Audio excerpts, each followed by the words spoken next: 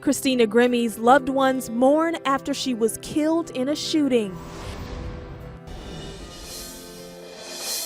The Orlando police confirmed to ET that Christina died from a gunshot wound Friday night.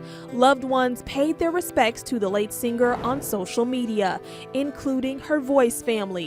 When news broke that the 22-year-old singer was rushed to the hospital in critical condition, her coach Adam Levine was the first to speak out. Then on Saturday, Levine shared in a statement to ET that he is devastated, quote, "Christina was a natural, a gifted talent that comes along so rarely. She was taken from us too soon. This is yet another senseless act of extreme violence.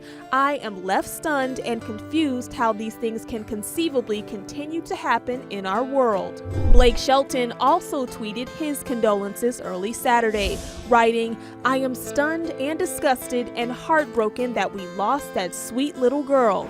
Fellow Voice coach Christina Aguilera shared touching words calling her a true fighter, while Pharrell Williams tweeted, "This is a tragic loss. My heart goes out to the family, friends, and all the people that she touched."